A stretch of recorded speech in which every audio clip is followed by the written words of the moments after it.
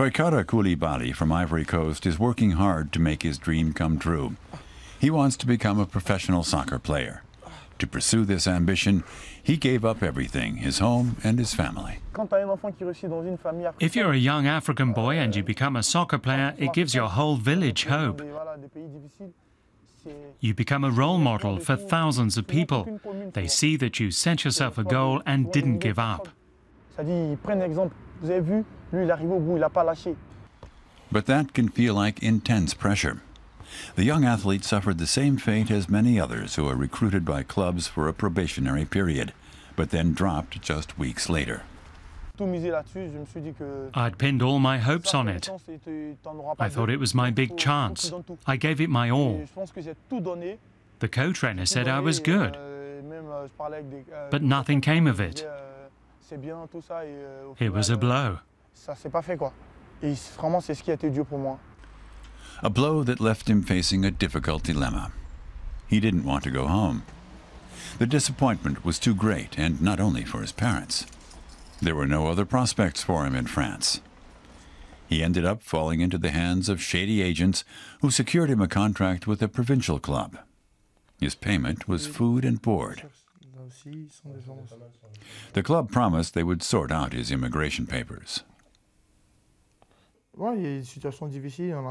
We waited and waited, but the club did nothing. My friend is still there. He knows he'll never get his papers. But what can he do? Coulibaly is just one of hundreds of young soccer players from West Africa who have gone to Paris without papers and are waiting for their big break. Some of them train at Saint-Denis, a club founded by KAMPOS BILOG, a former professional from Cameroon. He invests a lot of energy improving their game. You have to remember that the competition is tough.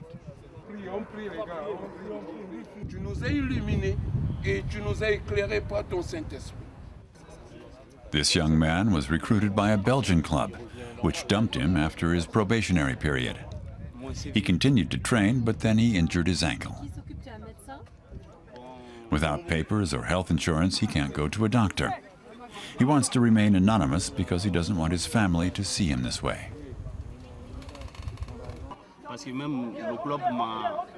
The club never even talked to me personally. They had my agent tell me they didn't want me. The agent told me I should go home and that they'd have me back for another go.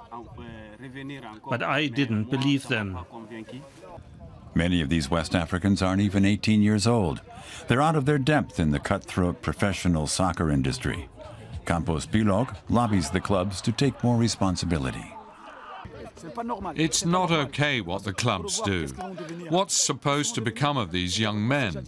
If it weren't for my project, they'd have nowhere to go. They don't know anyone here.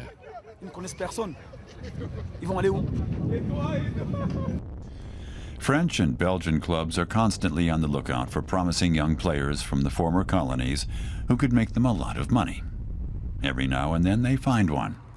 A brilliant new soccer player is a potential gold mine. Samuel Eto'o from Cameroon is now a star of international soccer. He too was once among the legions of African soccer players illegally living in France. Patrick Abraham has helped secure young players lucrative contracts. Steven Zonzi came to us when he was 15. When he was 20, we sold him to Blackburn for €1 million. Then he was sold to Stoke City for €8 million. Then to Sevilla for €8 million. And we always get a percentage.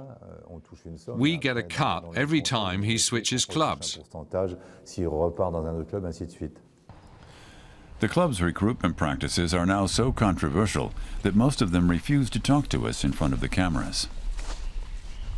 Until a few years ago, Amiens SC was among the clubs that recruit young men from West Africa. Just think how these kids feel when they're told they're not going to be taken on, how disappointed they are. It can do a lot of damage. These days, Amiens agents stick to looking for the next generation in city suburbs. Coulibaly is still hoping to strike lucky. He's now a father and lives with his girlfriend's mother on the outskirts of Paris. He didn't end up on the street, like so many West Africans who moved to France. When I come home in the evenings, my family's waiting for me. They ask me how I am, how my day was. That warmth, that support, you need it.